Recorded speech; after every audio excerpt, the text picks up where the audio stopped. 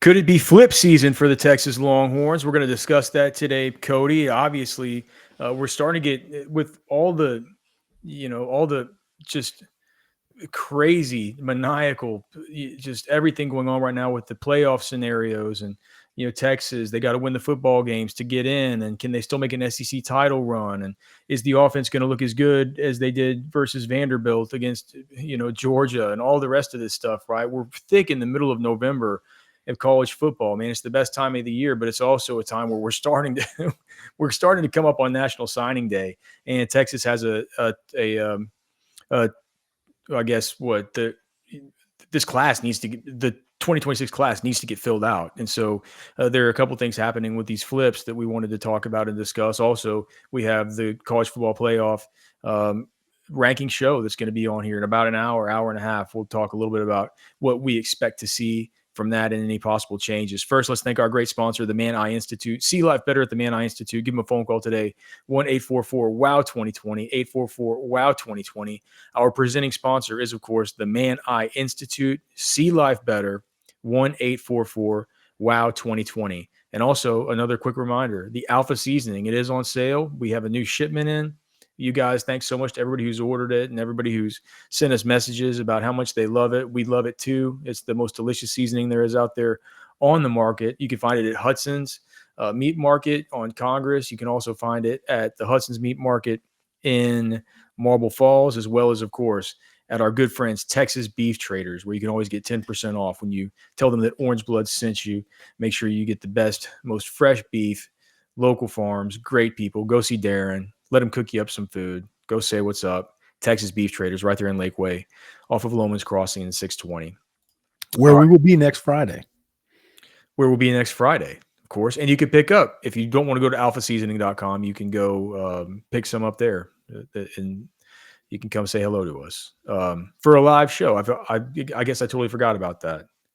Thankfully, I guess all the TSA stuff is going to be solved by then, right? Hopefully. Because I spent 14 hours in Detroit on Sunday. That was fun. Did you really? Yeah.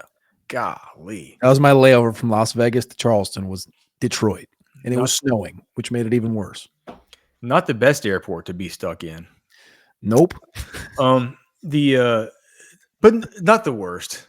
The worst, maybe Charlotte, but what do you think about the college football playoff committee? They're gonna make everybody angry again tonight, or is Texas gonna probably be the last team in? Considering that I'd imagine we see BYU fall out. I'm not sure what other changes are really going to get made. I think BYU does fall. I'll be interested to see what they do with BYU because I was not impressed with that performance at all against Texas Tech. If they drop BYU potentially to I want to see if they break up Texas and Oklahoma because the AP came out this week, right? Or was it the coaches? The coaches poll came out this week and they had some cockamamie tie with Texas and Oklahoma. And people are like, well, I wonder if there's a way to break a tie. A neutral field game, maybe? And it's like, duh. But the college football playoff came out last week and they had Texas 11, Oklahoma 12. And I wonder if a team like BYU falls out from 7, how far they drop, right? You go into Lubbock, game day, yada, yada. Do they drop between 11 and 12? Do they drop? Because Utah's right there at 13, right? And I just wonder what they do with BYU more than anything. And then as far as the wins go, you have to put them ahead of Utah. What's that? You have to put them ahead of Utah, right?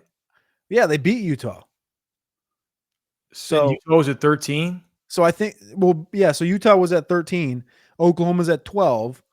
And so my theory would be BYU, that was their first loss, right? So they have to either be 12 behind Oklahoma, but ahead of Utah, or 11 ahead of Oklahoma and kind of breaking that tie between Texas and Oklahoma. I just wonder what they do with BYU more than anything. And then I guess teams moving up would be, is the Indiana tight game at Penn State enough for Texas A&M to jump ahead of them? Or is the Texas Tech win big enough for them to have a conversation with Ole Miss? I don't think so on either front there. Oregon almost slipped up at Iowa at Kinnick. That's a tough place to play at night. That wasn't even a night game. I mean, I think things are just going to tighten up a little bit more, but I don't think much is going to happen to the top 10 except for Texas getting up to number 10. I you don't think there's any way that BYU stays ahead of Texas? No, I don't. I mean, that the performance was too poor. Their only big win, their only ranked win is against Utah, and they won by 3 at home. After that, their best win is like Arizona and like Iowa State, and they're just not good wins. And their only tough test was Texas Tech. If they got through Texas Tech, they were going to run the table.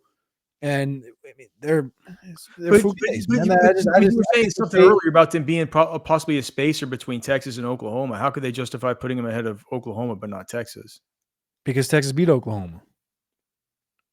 Well, I get it, but it feels like the committee views those two very similarly, and they just break the tie on. I think they're going to be behind Texas and Oklahoma for sure.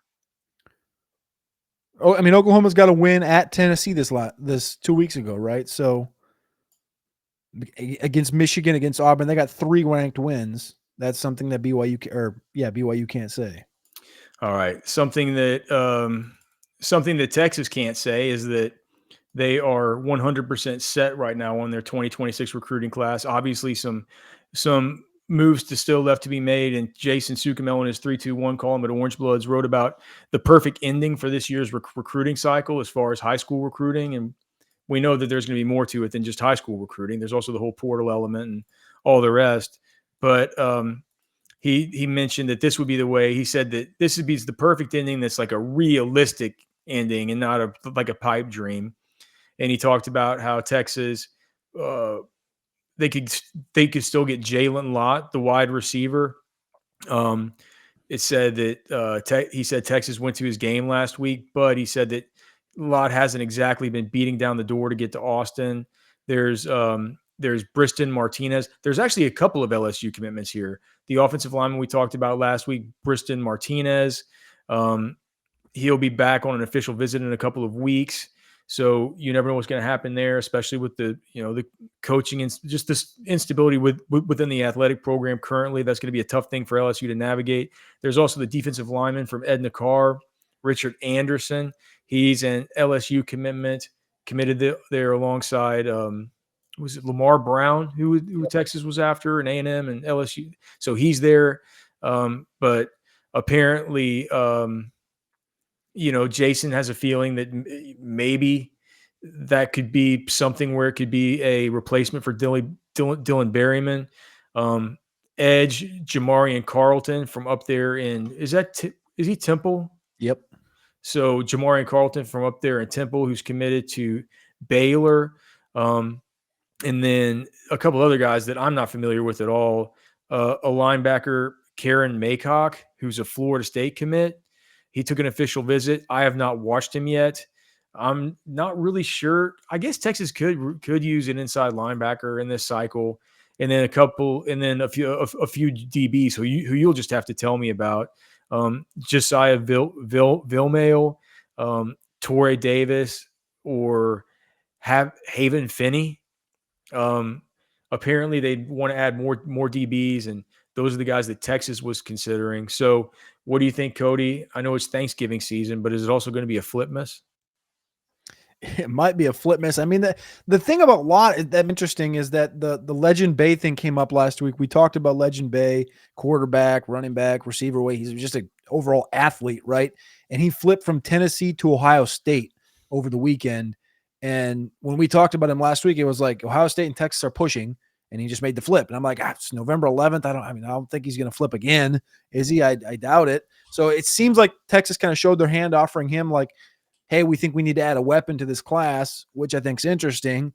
And I think that opens the avenue to the Jalen Lott conversation, who, of course, is committed to Oregon. Of course, you look at his family connections. James Lott, his dad played cornerback for Texas. His mom played basketball for Texas. Like the connections there. He took an official visit at Texas back on June 13th, just, a couple weeks before he committed to Oregon. So I think the connections there, and yeah, get him on campus again would be ideal. Maybe you get him on campus for, the Arkansas or the A&M game. Who knows what happens in the next couple of weeks as things tighten up, but that would be an interesting one, right? We didn't see a couple things happen. The last couple of years, some things have shocked us down the last stretch here. So that could potentially be one of those things. But I think the most realistic one to me feels like one of these LSU guys. So you got Briston Martinez, the offensive lineman that we talked about last week. I think he's a very big athletic offensive lineman that whether you lose Max Wright to SMU or not, I think his addition to this Would you class would be would you trade him straight up for Max Wright if you could have one or the other? I would trade him straight up. Yeah. I think I would too. Versatility. What? Versatility. Yeah. That would be my marker on why I Plays a would. little bit high, maybe a tiny bit of a waist bender right now, but I think you can fix that.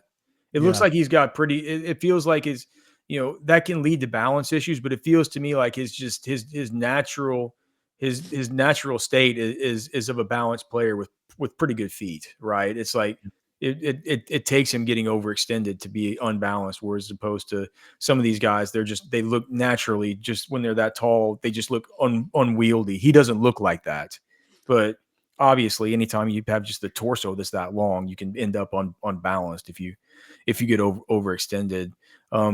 I think I would take him too. I just wonder, is he one of these guys that you're gonna have to pay through the roof? And we talked about it before, and we're like, well, we're not really sure. And if he is, I think when I think about Martinez, and dude, when I think about a lot of these guys, not to sound like Catch, but it's like, not that there's anything wrong with sounding like Catch, but he like there's gonna be so many transfer portal guys available with all these coaching carousels, because Cody, it's not just like you can go after the things are going to open up. Like, people are going to enter the portal from Auburn. People are going to probably enter the portal from Florida State. They're going to enter from Florida. They're going to enter from Virginia Tech. Like, there are places that like, whenever Summerall takes one of the jobs, they're going to, it's not, that's the other part, right? It's not just like like people from UCLA are going to all It's gonna be open enter the portal. It's like, then whenever the coach at, you name it, like, let's just take Summerall, for example. There's probably going to be like 10 of those coaches that end up leaving those spots, and they're going to be good players where you look at it, you're like, well, this guy's a sophomore, like All-American and whatever conference, and he's like, looks like he weighs 310 pounds. He looks like a good guard. We could probably get him here for $400K. I just wonder how they're going to measure that. Whether within the program there's alignment on how that all works. It feels like, from everything we hear behind the scenes, there could be some differing ideologies there between maybe some of the power brokers on the NIL side, and the general manager and the head coach and the position coach and all the rest of it about how to tackle this stuff. I wonder that. Well, that's what the names you brought up. The Karen Maycock, the linebacker, is currently committed to Florida State. 6'1", 200 pounds out of Miami Central. He's a 3-star consensus. Getting pushed by Miami and Alabama and Texas. Committed to Florida State. Like, I know you said, like, they could use an inside linebacker. They got Tyler Atkinson and Kosi Okpala committed. Like, you don't need that guy. You got Bo Barnes. You got Ty Anthony Smith in the building. Run through the file. Like, you forget that there's Bo Barnes. You don't need that guy. Like, you look at like Vilmail. Like, I'm totally cool. Like, Vilmail's gonna be fine. Like, he's a longer. I think the projection. I can see some projection there, and you're probably getting some value there. And this is kind of the Jim Nagy thought of. You're trying to get that diamond in the rough, right? And people have said, like, you don't want to go like, small game hunting. But sometimes, like, that's where you get your edge. That's where you get your Trevor Goosebys of the world. But I look at it, and I'm on the other side where I'm kind of in line with Catch. Like, if you're not getting the big dog, Richard Anderson currently is one of the, I think he's the number 2 defensive lineman in the country behind Lamar Brown, his teammate at LSU, or projected teammate at LSU. Haven Finney, the cornerback that they also are that Jason also brought up here out of Sierra Canyon. He's a reclassification from the 2027 class. He's teammates with Richard Wesley right now. I think he's the best cornerback in the class as a reclassification. So it's like, if you want to go after somebody, you go after that guy. But who was the reclassification that Texas got last year? That was a big deal, right? Zealous Hicks, who was supposed to be in this 2026 class, reclassified to 2025. And for all intents and purposes, we haven't heard hide nor hair of Zealous Hicks this year. And he was a high-end recruit, high-end prospect to go after. So it's like, you got to know what positions. I think that's a big thing that you just brought up, that honestly, we don't got an hour to talk about right now, but we're going to have time over the course of the next 3-4 months to talk about it. But I think that's massive. It does feel like at times that their heads are all kind of in the same book, reading the same page, going like, all right, we got to do this, we got to do this. But that's during the portal. During the portal, it feels like they're all on the same page. But in the open season right now, it's like, oh, this Maycock kid looks good. This Vilmeau kid looks good. Or how about this? How about no? Like, I do think at some point they do need to cohesively come together, because I take the 10-foot, I take the 100-foot view or the 10,000-foot view, and you look at what Texas Tech has done the last couple of years. Kind of seems like they're on the literal exact same page and sentence and paragraph of their book. And that's in recruiting and in the portal. Texas seems like they're not quite there. I do love Richard Anderson. I do love Haven Finney. I do love Jalen Lott. But that right there, just those three names, is going to cost you over $2 million, I'd say. Well, what's $2 million going to get you in the portal? Well, it's not getting. I think the $2 million is going to. I think the $2 million in the portal probably gets you somebody who's like if Caleb Downs or something entered, like, wouldn't that be like a $2 million guy, or someone, one of the top quarterbacks, or it's like you can get somebody that feels like a complete, you know, um, a complete surefire thing. But that's just that's just one guy. I think that it it's changing so fast, Cody. It's like there was a time whenever a guy like Dominic Williams from Oklahoma, Mm-hmm. right? That came out from TCU, or I forgot what it was, but Yep. wherever, like, he was commanding $1 million, and we're just like, well, that's probably not worth it, And you look at him now, a couple years down the road, he's been a good player for them. He's part of one of the best defenses in the country. Yada yada yada. I get it, but it just feels like to me, if a guy like Anderson, right? A guy like Jalen, maybe more. Dude, maybe I'm just coming around to the idea of, dude. Maybe unless it is just like a Decorian Moore, or if it's one of these quarterbacks that's just a complete can't. You feel like it's a can't miss. It's just, whether it's the portal or whether it's in high school recruiting, or like, no matter what, like, spend this money on the big bodies in the trenches and off of the edges, and then you can go do your small and middle game hunting at the other positions.